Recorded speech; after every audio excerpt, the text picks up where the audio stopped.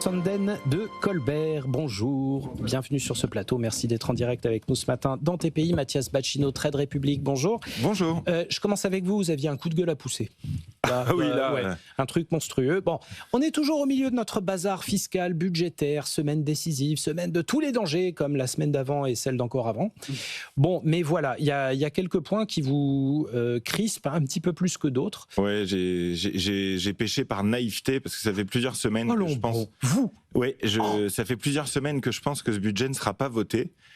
Et là, j'ai très peur que le budget de la sécurité sociale soit voté. Or, ce budget inclut un coup de poignard dans le dos des épargnants, des investisseurs et des entrepreneurs, puisque nos députés ont voté vendredi la partie donc recettes et en deuxième lecture cette fois-ci, donc ça devient sérieux là. Et dedans, il y a une hausse de la CSG pour les épargnants et les entrepreneurs de 1,4 points, donc jusqu'à 10,6. Ce qui augmenterait la flat tax pour tous les comptes titres, tous les PEA, les PER et pour tous les patrons de TPE, de PME qui se rémunèrent via des dividendes. Ça augmenterait de 30 à 31,4%. Ok. C'est censé rapporter 1,5 milliard aux caisses de l'État l'an prochain pour compenser la suspension de la réforme des retraites dite Borne. C'est juste scandaleux. C'est lié, à mon avis, au fait que les épargnants, les investisseurs particuliers et les petits entrepreneurs ne sont pas représentés sans doute dans les lobbies qui ont eu accès au pouvoir public et aux députés ces dernières semaines. Il y a des lobbies. Il y en a qui ont réussi à protéger l'assurance vie, qui est exclue de tout ça. Les livrets réglementés sont également protégés de cette hausse de la CSG. C'est donc la fin de la flat tax en France. Si c'est voté demain, évidemment. Oui. Et les personnes donc ce qui m'a le plus choqué, ce qui m'a vraiment énervé ce week-end, c'est tous les titres de presse vendredi et samedi qui disaient la hausse de la CSG va épargner les petits épargnants. C'est-à-dire, ils ont voté une version dans laquelle les petits épargnants, l'épargne des gens n'est plus concernée. C'est faux. Tous les comptes titres, tous les PEA, tous les PER et tous les dirigeants qui se rémunèrent en dividendes sont concernés. Alors, et en l'occurrence, en France, c'est 40% des patrons de TPE. On n'est pas sur du milliardaire. Hein. Non, puis en France, il y a 1 million de jeunes qui viennent de commencer à investir. 1 million de jeunes en 2 ans qui viennent de commencer à investir sur des comptes titres et des PEA. On le rappelle. Tous ceux-là sont concernés. La CSG, globalement, vous la payez. Alors, par exemple, quand vous sortez de l'argent de votre assurance vie de manière partielle, si vous êtes au-delà des 8 ans de signature de l'assurance vie, vous payez pas d'impôt, vous payez un peu de CSG, mais jamais ça a rogné véritablement sur le truc. Juste un point, Mathias. Un point. C'est pas beaucoup, globalement. Le problème, c'est que la stabilité de la flat tax est un élément déterminant pour donner confiance aux investisseurs qu'on peut investir en France. Là, ceux qui sont pénalisés, c'est celles et ceux qui investissent dans des entreprises françaises. C'est-à-dire qu'on pénalise par cette loi les Françaises et les Français qui ont pris leur argent en main, celles et ceux qui ont commencé à essayer d'investir pour leur retraite, celles et ceux qui épargnent, qui construisent des boîtes, qui créent de la valeur et qui se rémunèrent en dividendes. Et c'est pas juste des gens aisés. C'est donc 1%, je suis désolé, mais pour plein de patrons de TPE et de PME, 1,5% en moins, c'est un vrai problème. Premièrement, c'est peut-être un point, Gustave Sanden.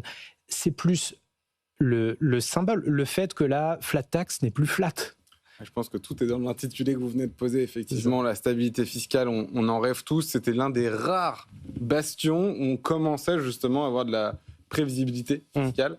C'était justement cette fiscalité des capitaux. Et elle rapporte 2 fois plus, Gustave, la flat tax aujourd'hui, que quand elle a été créée, alors que son taux est resté stable. C'est ce qu'on oublie souvent de rappeler, effectivement, c'est que pour qu'un pourcentage fonctionne bien, c'est bien que l'assiette qui est ponctionnée croît. Et en l'occurrence, c'était le cas depuis des années. Donc cette finalement stabilité avait permis une augmentation des recettes fiscales et une augmentation de l'investissement plus largement.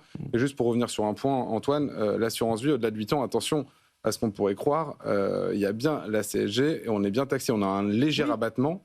On est quand même à 24,7 et il y a bien de la CSG. Donc, a priori, elle est exemptée de cette hausse, mais effectivement, du coup, ça crée un nouveau millefeuille, comme on n'en avait pas besoin. Bon, jusqu'à ce que tout soit remis en cause, si jamais le... Là, franchement... C'est toujours le problème. Il y a des amendements, des points précis qui viennent s'ajouter au millefeuille.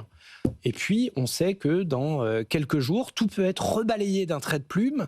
Oui, mais là, il y a de quoi s'inquiéter pour de bon, parce que demain, là, vous pensez qu'il y a un signal? Ah, là, il y a de quoi s'inquiéter pour de bon. Demain, si le vote solennel du budget du PLFSS, du projet de loi de financement de la sécurité sociale, est voté en seconde lecture à l'Assemblée nationale demain, le mal sera fait. Ça deviendra très dur, pour pas dire impossible, que cette hausse de la CSG ne voit pas le jour. Et à nouveau, c'est des jeunes qui épargnent et qui investissent, c'est des entrepreneurs, c'est ce qui reste d'énergie et d'innovation et de création de valeur dans notre pays qu'on tape, quoi. Et les députés s'en rendent même pas compte. Ce texte de loi, cet amendement, il a même été mal rédigé. Il exempte un truc qui est plus commercialisé depuis 2003. Il ne fait pas mention du PER. Il est probable que les députés se soient trompés dans la formulation de l'amendement qu'ils ont voté entre le plan d'épargne populaire et le plan d'épargne retraite. Ce qui leur est arrivé plusieurs fois. Il est même possible que cet amendement soit en fait caduque pour les comptes titres et les PEA, puisqu'il y a un wording dans l'amendement qui dit que les plus-values sur valeurs mobilières sont exemptées. Donc, et non seulement ils font n'importe quoi, mais en plus ils le font mal. Je veux dire, c'est voilà. Donc c'est-à-dire que j'ai pas l'habitude de faire ça, n'importe quoi mal. Ouais, mais là, je sais pas quoi dire, sinon pousser un coup de gueule, parce que les gens qui vont être touchés par ça sont les gens qu'on n'entend pas, et c'est des millions de personnes de la classe moyenne principalement. Oui, et voilà. Justement, c'est vraiment lamentable, quoi. Tout ça pour sauver leur siège, parce que la vérité, c'est que les députés actuellement n'ont peur que d'une seule chose. Ils ont certainement pas peur du déficit de la sécurité sociale, comme ils nous le disent, qu'il faudrait voter absolument ce budget pour éviter un déficit astronomique. Il est déjà là, le déficit astronomique de la sécurité sociale, depuis des décennies. La vérité, c'est qu'ils ont simplement peur d'avoir une élection anticipée et de perdre leur siège à l'Assemblée nationale. Voilà, c'est ça la réalité. Et que pour maintenir le statu quo parlementaire, ils sont prêts à tout, y compris à taper celles et ceux qui épargnent, qui investissent et qui prennent leur argent en main. Voilà, ça me rend dingue. Désolé. Ben on va voir. Non, mais franchement... Jamie Dimon, là, qui était invité à un symposium, très bon. Alors lui, il parlait vraiment de l'Europe en tant que telle, et qui disait, voilà, en Europe, il y a du dynamisme, il y a des idées, il y a de l'innovation, mais il y a aussi une bureaucratie et un parlementarisme qui finalement annule tout. Et je vous engage à le regarder. C'est très intéressant ce qu'il dit, parce que c'est pas de l'euroscepticisme bête du genre l'Europe elle est pas forte par rapport à la Chine, par rapport aux États-Unis. Non, c'est assez clinique et assez intéressant, et ça en dit long aussi sur nos problématiques. On va se replonger dans l'actualité entre guillemets classique des marchés, à savoir la Fed, et voilà. On en reparle. Bon, décision du comité de politique monétaire mercredi soir. C'est sans doute la réunion la plus attendue de l'année, comme celle d'avant et comme celle d'avant et comme celle d'avant, mais voilà, globalement, Jérôme Powell est dos au mur. C'est sans doute une de ses dernières grosses décisions, et Gustav Sanden, elle va être importante. Elle est importante, surtout qu'on a un peu vécu les montagnes russes. Vous savez qu'on anticipe de près cette décision. On est passé de 75% à 20% à 75% d'anticipation de baisse de taux, à là 90% à 3 jours justement la décision. Donc autant vous dire que les marchés sont optimistes et qu'aujourd'hui, les prix donc doivent refléter cet optimisme, et que toute décision qui n'irait pas dans cette direction, voire même tout élément de langage qui viendrait, disons, la discréditer même légèrement, et on a vu qu'il y avait de la dissidence justement dans les dernières minutes de la Fed et dans les dernières décisions qui ont été votées, pourrait quand même créer un petit peu de volatilité dans les marchés. Évidemment, une décision contraire serait juste cataclysmique. Oui, là, on risque de... Oui. Voilà, mais ne serait-ce qu'une dissidence dans les éléments de langage sont déjà des choses qu'il faudra surveiller de près, parce que effectivement, là, on compte dessus. Et dernière grosse décision, vous l'aviez dit, certainement pour Jérôme Powell, avant des changements, et ce ne sera pas le seul gouverneur à être interchangé en 2026, donc il va y avoir du mouvement. Et à fort à parier que les nouveaux gouverneurs nommés, donc ceux qui ne sont pas issus de la chaise tournante et donc des caisses fédérales des différents États, soient quand même très favorables à la politique monétaire de la Maison-Blanche. Oui. Et donc l'idée d'une Fed indépendante, on vit peut-être les derniers moments, justement, oui. Voilà. Alors oui, cela dit, je vous ferai une objection que j'ai déjà faite à cette antenne. Moi, je me souviens du premier mandat de Donald Trump où tout Wall Street ne bruissait que « Oh là là, il va nous mettre un homme de paille à la tête de la Fed », c'était Jérôme Powell. Bon, le gars s'en est plutôt tiré avec un bilan de forte indépendance et de forte imperméabilité aux pressions politiques, même encore maintenant. Est-ce que finalement, on ne fait pas porter à Kevin Hassett, qui serait le favori et donc le candidat de Trump, est-ce qu'on ne lui fait pas porter une casquette peut-être un peu trop lourde ? Une fois qu'on est en place, on ne fait pas n'importe quoi non plus, quoi. Ouais, je comprends votre point et il est tout à fait juste. Je pense que ce qu'il faut regarder, au-delà justement de Jérôme Powell et Kevin Hassett, c'est les gouverneurs dans leur ensemble qui vont être renommés. Comme je vous le disais, ça ne sera pas le seul à être renommé. Il y en a 2, du coup, entre janvier et mai, dont Jérôme Powell, qui vont être renommés. Et donc, c'est la gouvernance dans son ensemble, la gouvernance stable, qui va changer. D'accord. Parce qu'il n'est pas seul à voter, Jérôme Powell. Oui, bien sûr. Et d'ailleurs, c'est pour ça qu'on scrute aussi attentivement les minutes. C'est que chaque votant, il n'y en a que 12, a une importance très, très importante. Donc, attention, justement, à la composition de la Fed, plus qu'effectivement à son simple président, qui pourrait tout à fait, d'ailleurs, avoir une certaine autonomie, mais attention justement à la composition. J'ai envie de dire trust the process, moi. Trust the process, parce qu'en fait, le processus décisionnel de la Fed est quand même relativement complexe, et c'est un processus dans lequel des arguments populistes ont assez peu de place. C'est très difficile pour un président le président du Conseil des gouverneurs, donc de la Fed, peut-être le fameux conseiller économique de Trump, d'imposer des vues de manière unilatérale à un conseil qui vote et qui discute. Les arguments sont difficiles à tenir face à des banquiers centraux compétents, en l'occurrence. Donc, il est probable effectivement qu'on ait une petite perte d'indépendance de la Fed l'an prochain. C'est ce qu'anticipent à l'heure actuelle les grands investisseurs, je dirais. C'est un début de perte, mais pas une perte complète non plus. Parce qu'une perte complète d'indépendance de la Fed, ça serait tout simplement signer un effondrement du dollar.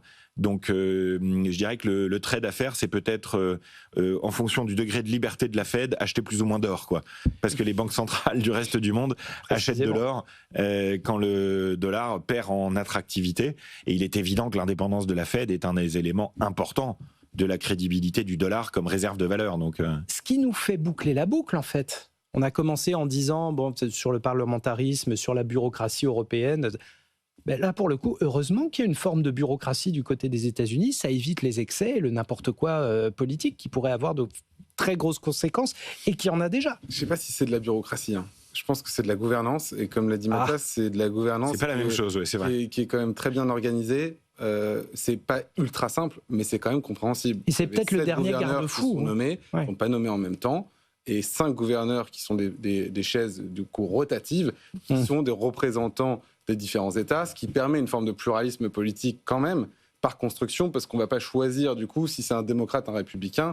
Ça dépendra des élections locales et donc de cette tournante. Donc c'est quand même près de la moitié qui est un petit peu aléatoire de la composition de cette organisation. Donc ça, c'est une règle de gouvernance, vous voyez, elle s'explique et elle semble relativement fonctionnelle, comme l'a dit Mathias, même si moi j'étais un peu plus pessimiste quant à ceux qui allaient être nommés. En tout cas, moi, pour ce mercredi, là, je vais suivre attentivement la conférence de Jérôme Powell à 20h, parce que c'est à 20h, je crois, mercredi. Ça va être une forme de testament, en fait.